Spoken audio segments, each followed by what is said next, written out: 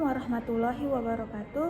Perkenalkan, saya Anggun Dwi Saskia dengan NIM 0601231006 dari jurusan Ilmu Perpustakaan semester 2. Nah, di sini saya akan menyampaikan kampanye tentang anti korupsi. Nah, apa sih itu korupsi? Korupsi adalah tindakan yang bersifat buruk yang menyangkut penyalahgunaan kekuasaan dan uang untuk kepentingan pribadi. Nah, kenapa korupsi bisa terjadi?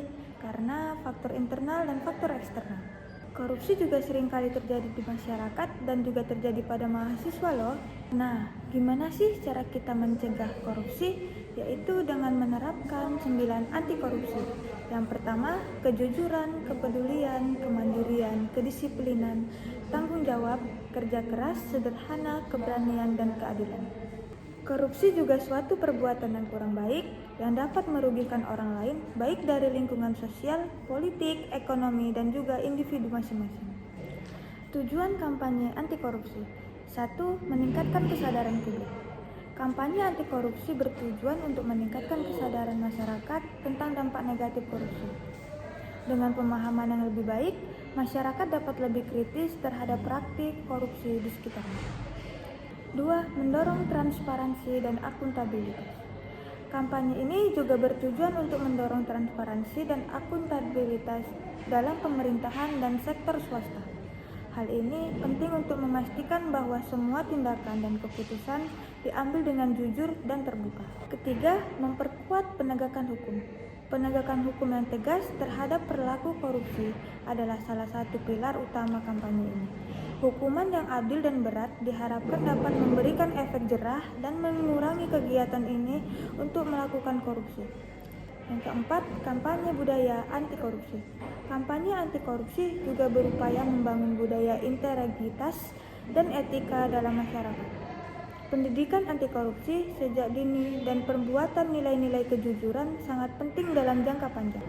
Nah, saya juga akan membahas tentang strategi kampanye. Strategi kampanye terbagi menjadi 4. Yang pertama, pendidikan dan penyuluhan.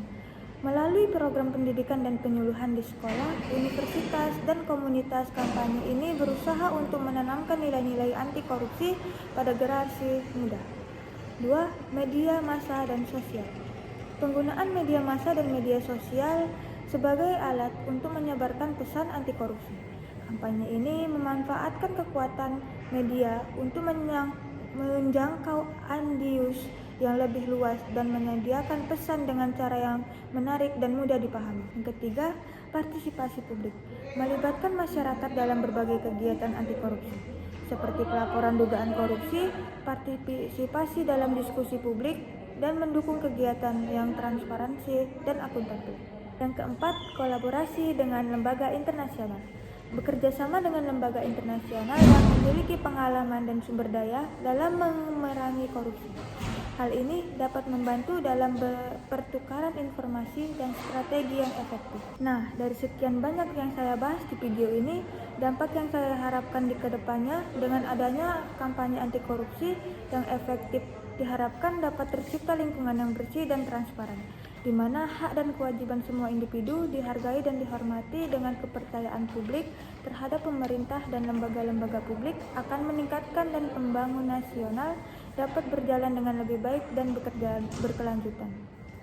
Sekian yang dapat saya sampaikan dari materi kampanye anti korupsi. Mohon maaf jika ada kesalahan. Assalamualaikum warahmatullahi wabarakatuh.